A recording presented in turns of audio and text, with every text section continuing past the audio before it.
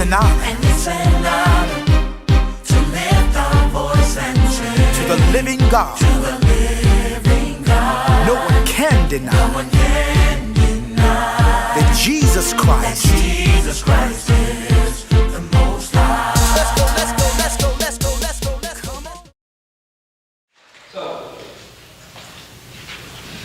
before I get started, I wanted to say thank you to everyone who came out today, participated in the 5K, and a special thanks for those of you who came back to service. Give yourselves a hand. But I was kind of like, I don't think I'm going to go to service. I said, no, I can preach that. Can't be absent. Listen, we did it. We did a 5K. Amen. Do you know what that means? If we did a 5K, we can do anything. We can build any building, we can restore, we can help, we can go out and lift Christ up. There's nothing that we cannot do. You did that. Not only did you do the 5K, but you completed the race. And that is amazing, guys. What you did today is going to change this entire community. It may not seem like it now, but what you did today opened the door for all types of things to happen in our lives. We've been going through this series. It's entitled Running the Race, and not just running the race for the prize. Paul kind of begins to talk about the Christian life in terms of a race.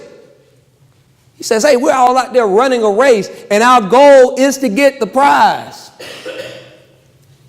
Today, I want to talk with you a little bit about running like Christ. And we've been a multi-week series. We've looked at all different types of ways that we're supposed to run and things we're supposed to consider while running. Today, I want us to just talk about how we run like Christ. How do we run the race in such a way that we're able to bring Christ glory? What are people supposed to see in us when we're running the race for Christ? Are we supposed to look different than anybody else who's out there running? Because technically, if you take Paul's words literally, everybody's running a race. Some people are running it for their job. Some people are running it for their children. Some people are running it for their education and all types of accolades. But everybody's running a race. That's why you feel so tired at the end of the week. That's why you can't wait for the end of the day to get there, because you've been running and running and running and running. And Paul uses this word trekker. And trekker, as we talked about in the past, is not about physical running, but it's about an attitude of running. It's what it takes in order to run a race. Listen, anybody that's married here can understand what it means to run a race when you get married. Anybody who's raising children can understand exactly what it means to have to run a race. Anybody who is working for anybody else, and even if you got your own business, you're running a race. You work for the customer. Anybody who lives in this world is running a race for something. And what Paul wants us to do is to focus on running that race for the right reason, for the right prize. We want to get that crown. We want to get to the end, and we want for God to look at us and say, job well done. He's not going to say, job well start. He's going to say, job well done. Let me tell you something. I began to think about this. You know, it's better for you to start out horribly and finish than to start out super strong. You know how we started out when we first learned those first couple of verses, probably John 3:16. That's all we knew, right? You know what that's like. But we were strong. And sometimes, somewhere along that way, you know, we stopped acting so much like Christ. You know, there was a time when you first got saved when there were some things that you refused to do any longer. And then that refusal became to, I'm going to try not to do that so much. And that refusal became, well, you know, God will forgive me. You know, we got grace. I can do.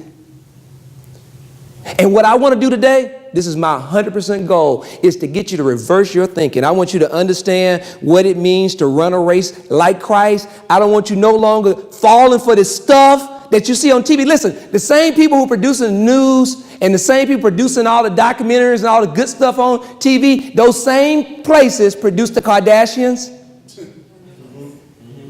They do not have your best interest in mind. They just want to sell stuff through commercials. They don't care anything about you or your children. They just want to sell you products, and the best way to get in front of you is to put something that'll hold your attention just long enough for you to get to a commercial. And what I want to come back to you today, and I want to say, in the middle of this perverse, crazy world where everything's going to the left, it's time for us to go right.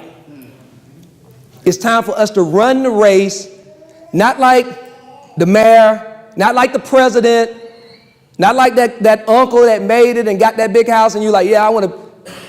Not like the superstar, not like Cam.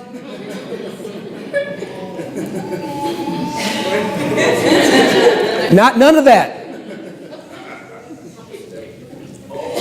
We want to run like Christ. When you finish running, I want folk to be, when you're laying up here many years from now, many years from now, many years from now,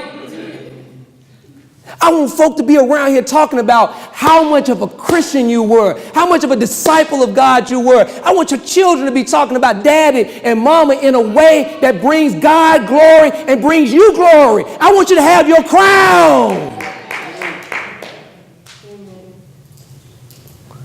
But getting the crown is going to start with running like Christ. There's no way around it. You know, you can't get the crown, can't buy the crown. I was at a graduation yesterday. A man received a doctoral degree. He was a great guy. And I wouldn't take anything from that. Has done a lot of great things in this world. And I was sitting there talking to Dr. Lyons. I said, I wonder how they find him. You know, how would Livingstone go and find this guy? He's got businesses in Chicago and he's in Florida. He's adopted 16 kids. A great guy. He gives this beautiful speech. And then afterwards, he walks back and grabs a $50,000 check, big like one of those big golfing checks. And he brings it to the front. And he says, not only am I giving $50,000, but next year I'm giving another 50. Was it 50, right? You're not going to have that opportunity when you get to heaven. I couldn't help but think, you know, I remember just walking across that stage. I remember just getting across that stage. That was my goal. But you know what? My goal should have been on something higher. And what I'm trying to do today, I'm trying to raise your goal up a level higher. When they called out summa cum laude and they called out cum laude, that was 3 or 4 people in that entire graduating class. And I began to think about it.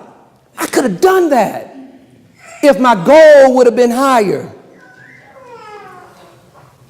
You could have done that.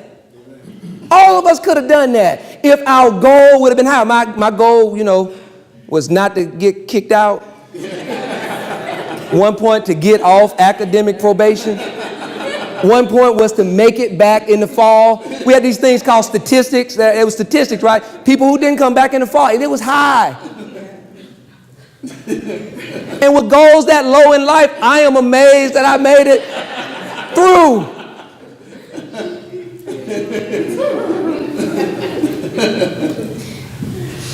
Amen. I want to get us to a higher standard. This isn't legalism. I'm not beating you up. I'm not trying to. I know it's been a long series. We've been talking about running. And so it's all about discipline. It's all about, and because runners have discipline. I'm not here to beat you up. I'm not here to try to push you in any direction and try to hurt you or try to make you think about who you are, feel bad about yourself. That's not what it's about. But I do want to put a standard up higher for you. How many of you are familiar with this name, Zachary? Is it Hoagland?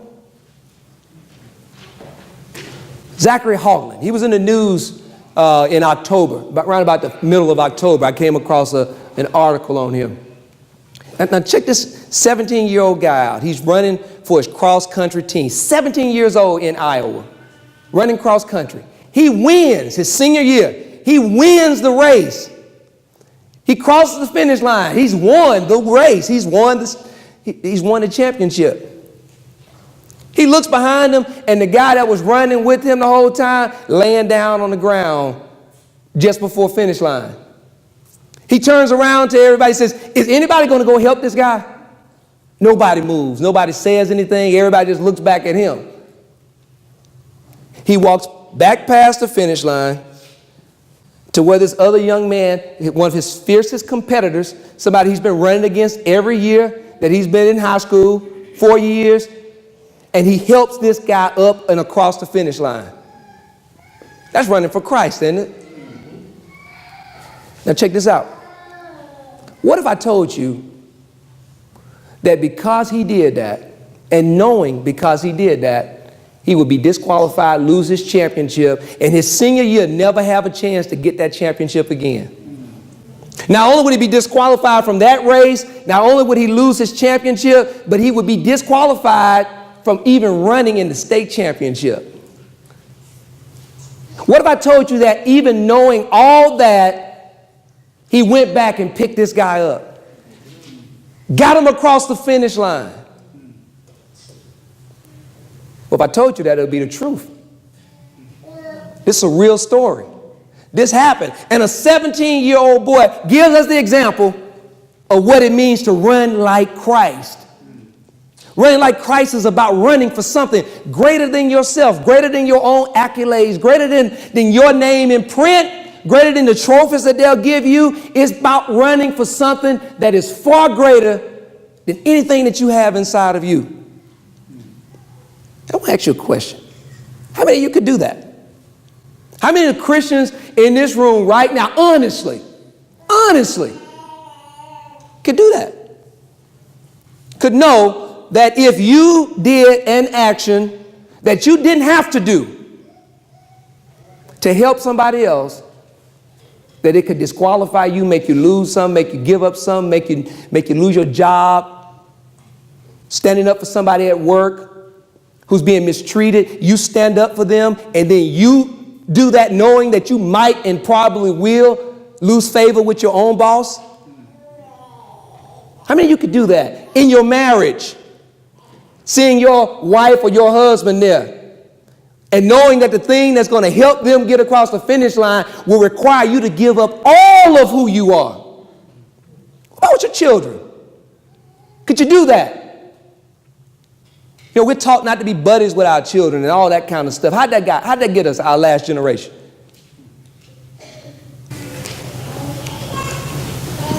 There's only one thing that works, that makes a difference, that changes anybody, that fixes anything, and that is love. And the only way that we run this race right is that we run it like Christ, no matter what the cost is, no matter what you have to give up, no matter what you can't watch on TV, no matter what your children can't listen to or what they can't do, no matter how much time it takes out of your life. The only way to run this race right is to run it like Christ, is to put other people above you. There used to be a time many years ago when if you were in an asylum and you came forward and you said, hey, I'm no longer crazy. I can function like a regular person in society. I want you to let me out. The people in that asylum would take you downstairs to a mop room. That mop room generally would have about 10 mops along the back wall with sinks. They would put a stopper inside the sink and fill it all the way up to the top. Then they would bring you in that room, cut the water up, and it's just getting higher and higher, getting ready to run over the top onto the floor. And they would say to you, fix this mess. And if they came back after 30 minutes and they saw you in there mopping, then they would know that you're not ready. Because mopping and cleaning up a mess over and over again is not fixing anything. And in order for you to function and to be sane and to have that mind that you say that you have, you need to be able to demonstrate that the thing that needs to be done is the stopper needs to be pulled out.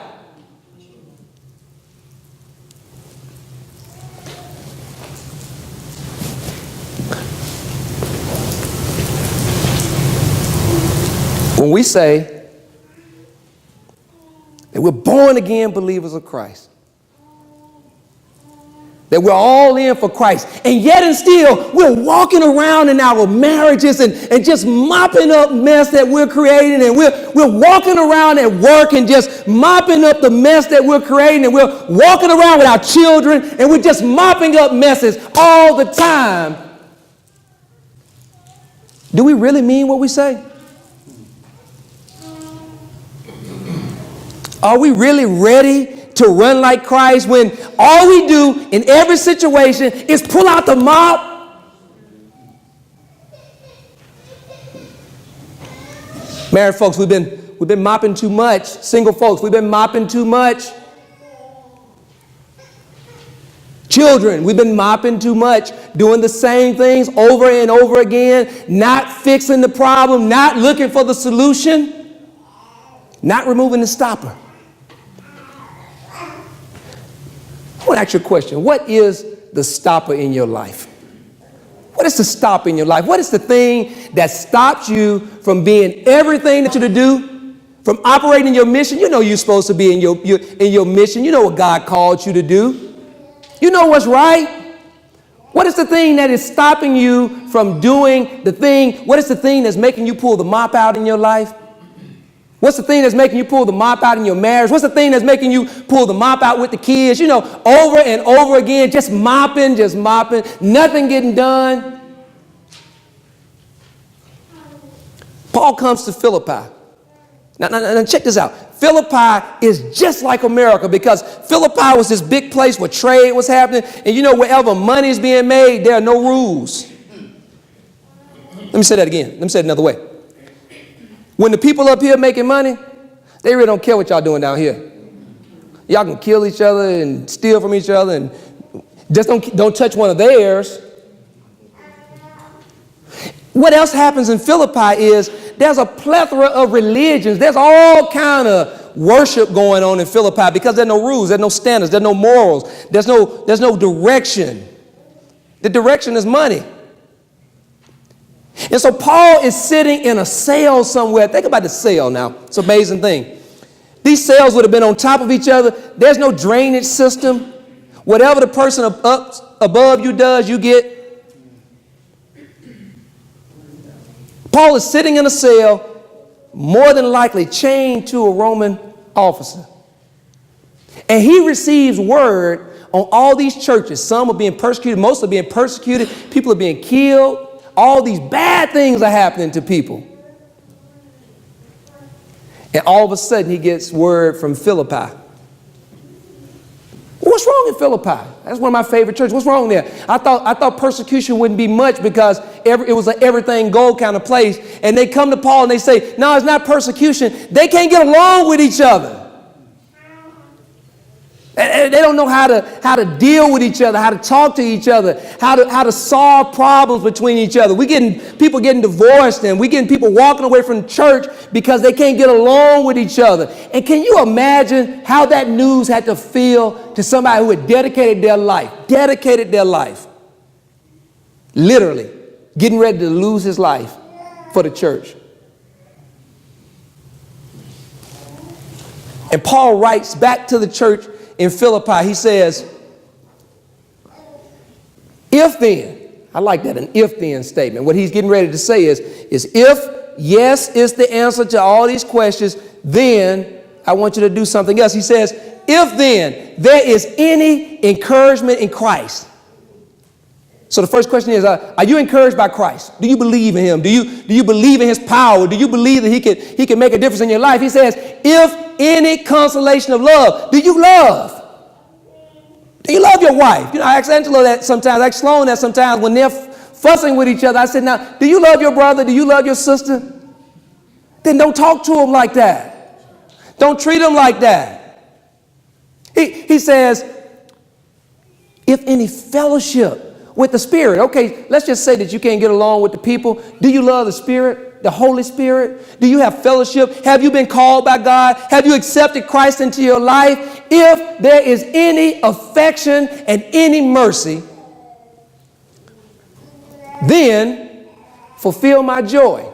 How do we fulfill that joy, Paul? How do we make you happy in prison as you sacrifice your life for the religion? By thinking the same way. We can't be all thinking about other stuff and trying to incorporate all these other religions into our theology, creating that meology, whatever makes me okay. Having the same love each other, and sharing the same feelings, and focusing on one goal. That one goal has to be to bring Christ glory in everything you do. That one goal, the way that manifests inside of Uplift, is our mission is to lift up Christ. How do we lift up Christ? Through our actions, through our voice, through the work we do, the service that we do out here in the community, through the way we take care of each other. That's how we lift Christ up. Through the way that we take care of each other within this church is an example of us lifting Christ up. He says, do nothing out of rivalry. Do nothing out of rivalry or out of conceit. Amen. In other words, don't just do stuff to try and prove yourself right, to try to exert control over somebody else, to try to make them wrong so that you can say, I was right, I told you. He says, but in humility, a word all but lost in our culture. In humility, humble yourself. Consider others more important than yourself. Wait, Paul. Wait. Now, I was with you for a little while on the love and the encouragement and all that stuff. I was with you in the if. But the then, man, that's hard. But what Paul is saying is, if you love Jesus, then you must put others before yourself. Countercultural.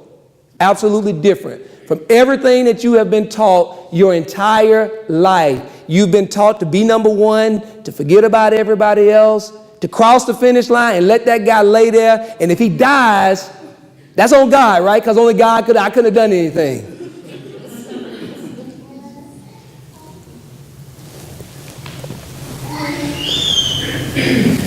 He says, everyone, not just the wife, husbands, not just the husband, wives, not just the kids, parents, not just the parents, kids, not just the employee, employer, not just the employer, employee, everyone that is a Christian should look out not only for his own interests, but also for the interests of others. Listen, not only does Paul tell you to stop putting yourself first, but he tells you to put the interests of the other people ahead of you. Isn't that hard? Not only should I sacrifice what I want to do, but I need to do what my wife wants me to do. Not only do I need to sacrifice what I want to do, but I need to do some of the stuff that my kids want to do.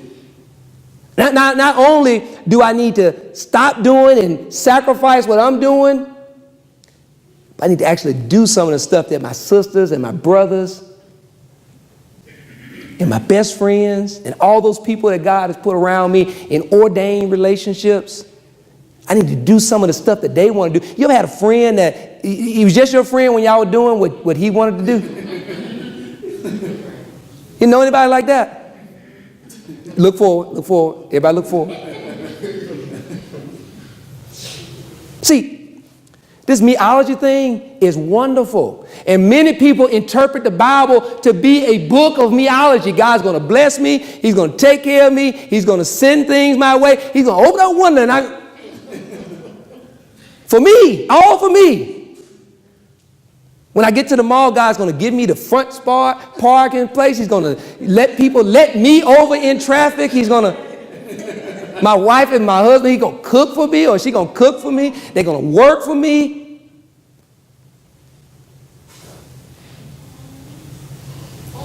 I like going to that church because the preacher, he preaches for me.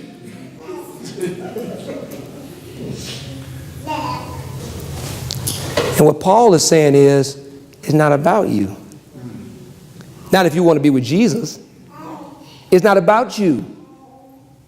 The church you belong to, this church, if you're here because of me, you're not supposed to be here. You need to be in a place where God can use you. It needs to be about how you align with the ministry here. And if I lose half of you, God bless you. But I want you in the right place where God can use you. Not trying to build this thing out on those kind of terms. I want to build this the right way. Amen. If you want to serve in this community, you want to be a part of this ministry, you got to serve. You got to go to Reedy Creek. You got to become a part of what we're doing in this community. It's not just about coming on Saturday. I'm sorry. I need soldiers. We're going to make a difference in this community. I need people to stand up in this community. This community has been all but left behind for too long. And it's time to make a difference right here. It's time to lift Christ up right here in this community. And you're not on board with that, I love you. Call me if you need me. I'll letter recommendation. I'll send for you. I'll do anything you need me to do. You go to another church and they say, hey, you got to get a letter from I'll do all that. I love you. But I need you to be here because God is using you here. And not because of the way Quentin sings. He is awesome. That praise team, boy, they tore it down. First lady is beautiful.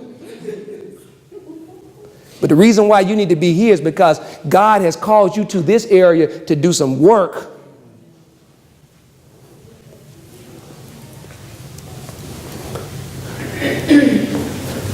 So what I want to do right now is I want you just to think about what is stopping you from running like Christ. And I know what it is. It's one word. It's one word. And you learned this word when you were a child. You probably, right after you learned dada and you learned no. Third word you probably learned was mine. I don't even know who taught us that word, but it became a part of your vocabulary at an early age. And let me tell you something. Mine, this word, more wars are fought over it. Countries, this is my territory. This is mine. More marriages, married people, listen to me. More marriages are lost because of mine. This is mine. Children, parents, more relationships are broken because this is mine. This one word is responsible for so much loss, so much pain. And you learned this word thinking that this was the word that was going to make you great. You were going to achieve everything that you saw somebody else or somebody told you that you had to achieve because of mine, because I was going to get my own degree. I was going to get my own job. It was going to be my car, my house, my husband, my...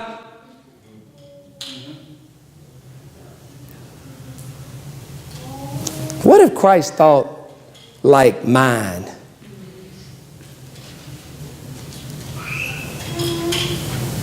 Would he have gone up on a cross and died for your sins? Would he have been beaten and spat on? Would you allow anybody to spit on you in a mine theology? What about crown of thorns? Would you allow them to put a crown of thorns on your head in a mind, in a meology, in a mind theology? This word mind has absolutely no place in your marriage. It has no place with your children. It has no place at work. How many jobs are ruined because of mine? That's mine. That's my responsibility.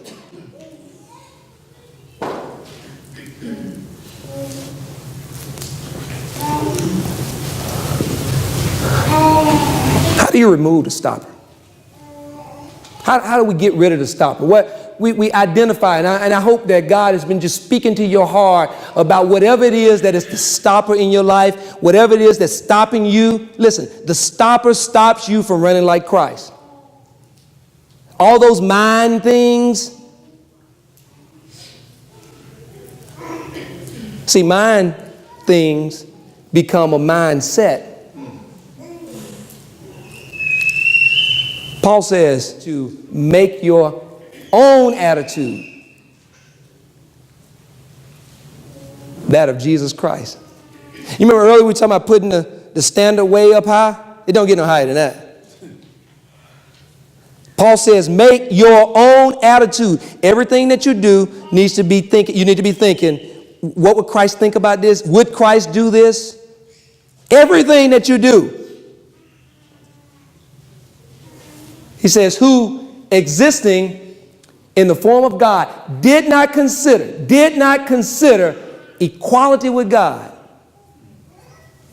as something to be used for his own advantage. He didn't think so highly of himself. He didn't say, what would you go spit on? I'm son of God. Imagine what he could have done to that person that spat on him. Okay? He just could have done his hands like this and that guy would have just been smushed, right? He could have just picked him up and threw him somewhere, But he did not even consider his equality, that he was the Son of God, to be something that he would use for his own advantage. He says, instead, he emptied himself by assuming the form of a slave. Not only did he not feel like he needed equality, but he lowered himself to the lowest level possible. He became a slave. And you think about Jesus and his miracles and all these great things. Do you understand what Jesus is doing? He's serving people. He's a slave to people. If you've got a problem, Jesus is a slave to you. He comes to you and he fixes your problem. Isn't that what slaves do? He says, not only that, he goes from this Son of God form to taking on the likeness of men, flesh. This stuff. It says, and when he had come in a man in his external form, because he was never, we believe that Jesus is fully man, fully Son of God. That's what we believe. So he became a man in his external form only. But that just points to how much humility it took, because in his spirit form, he could have done anything he wanted to do. But he allowed himself to take the pain. The only way that we would be saved, the only way that we would ever know God, that we would ever go to heaven, the only way that the mistakes that will be made thousands of years after his death would result in salvation, was that he allowed his internal God form to be lowered down to a slave form. Think about that. It says he humbled himself by becoming obedient to the point of death. Not only was he obedient, but he was obedient to the point in which it caused him the ultimate sacrifice. And listen, let me tell you something. We cannot put enough emphasis on the fact that he allowed himself to die in order that we might be saved. Even to death on the cross. Let me tell you how you remove the stopper. And Paul does this, and I'm going to give you a couple things here. You don't have to do any of them, or you don't have to do all of them, or you might just want to do one of them. But if you just do one of these, or if you do all of them, then it's going to change everything that you got going on in your marriage, with your children, at work, in your life, in school, wherever you are. The first thing that Paul tells us is that the way we remove this stopper is that we start putting others' needs above yours. You want to fix some stuff in your marriage or with your kids or at work? Stop thinking about yourself and start putting the other people who God has ordained you to be with. Sisters, brothers, you want to fix those things? I know some sisters, brothers haven't talked to each other in many years. Fathers, sons, daughters, mothers, haven't talked to each other in many years, haven't forgiven each other. You want to make those relationships right? They're ordained relationships. Listen, if you came out of a mother, that's an ordained relationship. You can't, you can't say, I'm cutting this person off. It doesn't work that way. You got a sister and y'all both came out of, out of a mother. You can't cut that off. You can't say, I'm done with her. She's dead to me. That's meology. It ends in me. And anytime we think in the me, we are not running like Christ. Now I'm challenging somebody today. God sent somebody here. I know it. I can feel it. I feel it prophetic that God has sent somebody here today to hear that relationship that you've given up on and written off, it's going to hurt. It's a lot of pain. Paul gives you what you have to do. I know it's tough, but you got to run like Christ. And what he's saying to me, for some people, those people are dead and gone. And they're dead and gone. But you got to stop it. You still got the mop out. And it's impacting every relationship in your life. You're just mopping, trying to keep stuff clean, and the water's just coming over and coming over. Paul says, not only do we need to start putting others' needs above ours, but we need to start serving others instead of ourselves. Try this with your mate. Try this with your kids. Try this at work. You go to work and serve people. See what happens. People are going to want to get what you got going on. And you know what you can do? Come to Uplift with me. You want to grow this church? Want to fill these seats up? That's the way you do it. We can send 1,000 flyers out. We can go knock on 1,000 doors. People want to see ministry in action. But Paul also says that we need to start being obedient even when it hurts. Even when you don't fit in with everybody else. Even when you think that your kids deserve it or they need to be there or whatever. Even when you feel like you're right. Even when you feel like whenever doing the right thing will cost you a lot.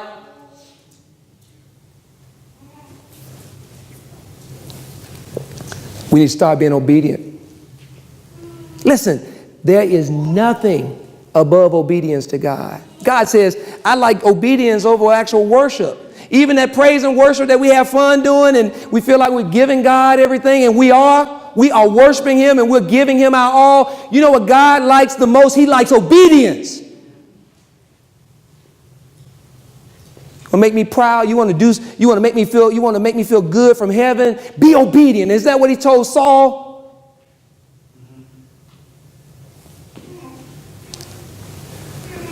I want to talk to you. I'm going to do something a little bit different this week. Grab this chair because I don't want to preach to you no more. You've been preached to enough. Just sit here for a second. I want to talk to you for a second because preaching ain't going to change it. You've heard sermons like this. You've had people to say things like this. You've thought things like this. And so me getting you to feeling good is going to wear off Wednesday, Thursday, and then you're back to where you were. Listen, I gave every one of you a stopper. The reason I gave you that stopper is because I want you to put it someplace where you can see it. I'm not here to make you feel good today. I'm not here to give you that hype that you need to go out and get through this week. That's not what this is about. I'm here to get you to reverse your thinking. Listen, aren't you tired of mopping? I mean, you've been married 10 years or less. Do you know what I'm talking about? 20 years or less. Do you know what I'm talking about? Where you're just mopping all the time, where things aren't where you want to be. Listen, I'm giving you something here. I'm giving you a stopper you can pull out. That stopper will represent your marriage. And the way that you do it is you start focusing on your mate. Well, she may take advantage of me, or he may take advantage of me, or she messed up, or he messed up. I know that. But if God ordained for your marriage to be together, it's not supposed to be you and him mopping up a bunch of stuff. And the only way that you're going to get your marriage in order and stop mopping is that you go and pull the plunger out, because let me tell you, stuff is going to continue to lap over that sink, and eventually it's going to fill the room up and y'all going to drown in there. Let me talk to somebody who's raising a child and you're trying to figure this thing out and you just mopping up stuff. This child is either getting out of hand or going in the wrong direction, and you're trying to figure it out. Listen, it's time for you to pull the stopper up. Your child needs to be involved in Christian stuff. Let me tell you something. Your child is not going to get to the place that you want him to get being a part of the world his entire life. You only got a few years to get your child to understand exactly who Christ is, and then they're gone. And when they're gone, they're gone. And most of them are gone from you at 15, 16 years old. If they haven't seen the evidence about this God, this great God that you've been talking about, then they're not going to get it from you. You need to take time with your children, talk to them about God, but not just talk to them. Allow them to see you serving, out doing stuff in the community, out helping other people, putting yourself second. Not just about how you treat them, but about how they see you treat others. They hear what you say driving off this lot. They hear what you say when you and husband get off the call, or whoever, or significant other, whatever, and you say those last couple of things when they hung up. I wish you wouldn't have. They hear that. They see what you watch. They listen to the music that you listen to when you get in the car. That stuff that you think's harmless, doesn't make a difference. All that stuff you pouring that junk into your daughters and your sons because discipline is lacking. I'm just talking to you. I'm not preaching to you. I'm just telling you the real deal. And all that stuff that they're soaking in, because they're like sponges, all that stuff that they're soaking in, watching you, what you watch on TV with them, all these things, you're basically saying, yes, this is okay. We're okay with this. They're watching all that. At work, somebody, you don't have to quit. Change who you are. Find your passion at work. If God ordained you and set you, then if God telling you to leave, leave. You should have been gone. What are you still there for? If folk kill me, God want me out of this place. Well, why you ain't gone? You should have been gone. But the reason why you're there is because God has not moved you yet, right? But you know who about to move you? You. And not on your own terms. But listen. Start focusing on doing the job that brings Christ glory. And probably nobody will appreciate it. So what? You're not doing it for nobody to appreciate. You're not doing these things for your husband or wife to appreciate. You're not doing these things for your kids to appreciate. And you're definitely not doing these things for some employee who may or may not be a Christian to appreciate. You're doing these things for Christ. And in every relationship in your life, in everything that's important, with your parents, with your siblings, and I know we've been hurt, we've been rejected, we've got issues, guys. But we also have Christ. And no matter how bad the hurt, and I feel hurt over here, no matter how bad the hurt is, no matter how bad the rejection is, no matter what he did or she did, Christ can fix all things. And right behind us not being selfish, Christ teaches most about us forgiving others. So, I'm putting two choices in front of you. Do you want to stop her? Do you want to change your life? Do you want to make a difference in not just your life? Listen, we're talking about legacy. We're talking about what people are going to say when you're gone.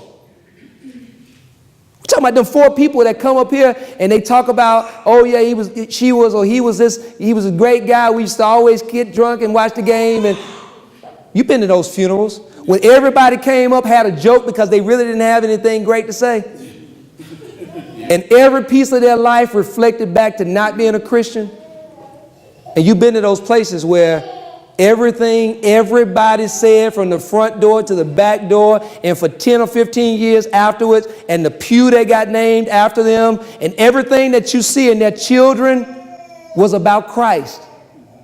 And that is who you want to be. That is who you are. That is who God created you to be. So this week, I want you just to focus on this one thought. Focus on this one thought. I will stop focusing on me and mine and put my focus on what is divine. Listen, in every relationship that you're in and you're struggling in, wherever you have pain, let me tell you something. The pain comes from you not getting what you want. That's why you feel the way you feel, is because you feel like you have not received the thing that you were supposed to receive. That's why you feel that way in your marriage. That's why you feel that way at work. You feel like somebody else didn't give you what you deserve. It's all about you and yours, me and mine. But every time you think about that, every time you feel, and you feel it physically, you start to get upset, something will move in your stomach, your head will start hurting, you'll feel it physically happening to you. When you start going down that path, I want you to focus on the divine. I want you to think about Christ. I want you to think about these things that God has told us today that we need to do to start, that we need to start doing in order that we stop doing the thing that he's called us to do. To God be the glory. Amen.